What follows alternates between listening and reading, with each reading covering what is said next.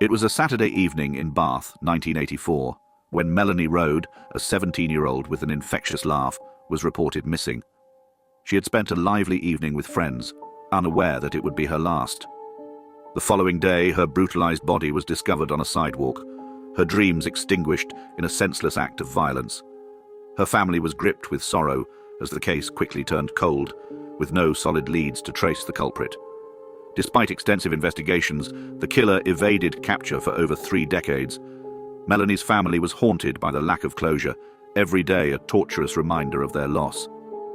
It wasn't until 2015, when a routine DNA swab of a man arrested for an unrelated event produced an astonishing match, that the case was thrust back into the spotlight.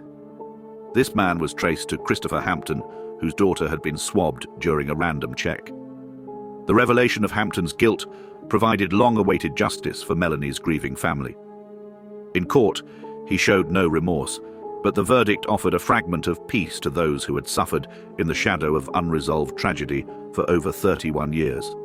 The case highlighted the power of advances in DNA technology, forever changing the landscape of criminal investigations.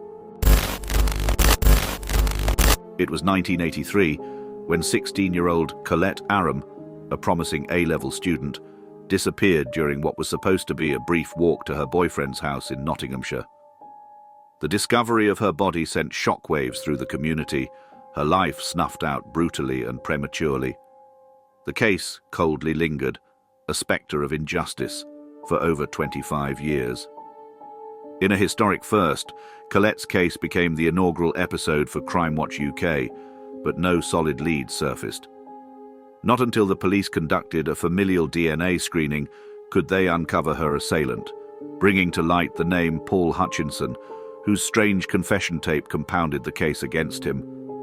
Hutchinson's arrest and conviction brought closure to a mystery that had cast a long, dark shadow over Aram's family and friends. The verdict served as a testament to the relentless pursuit of justice, the story of Colette finally concluding with truth and accountability. In the 1980s, rural Pembrokeshire, a picturesque coastal area, remained haunted by 2 brutal double murders. The calm serenity of the scenery starkly contrasted the horror of the unfinished business of justice as the killers of the families evaded capture, leaving behind a community fraught with fear. The trail had long run cold when, in the 2000s, investigators picked up a new scent. Serial killer and convicted armed robber John Cooper, serving time for other crimes, began to fall under acute scrutiny.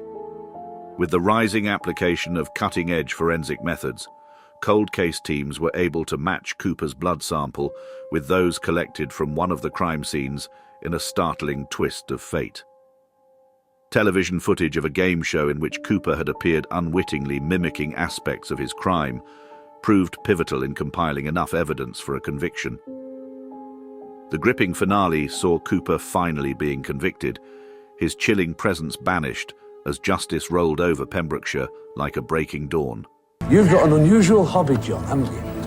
Oh yes, the scuba diving. The scuba diving. And Apparently it's the place to do it down there, isn't it? Oh, we've got the coastline. Because is it the mountains are sort of inverted and you've got all these... Well, we've got the deep water where you can sort of swim over mountains and all sorts of things. Yeah, we hope you all have a good night with us. Give them a round of applause.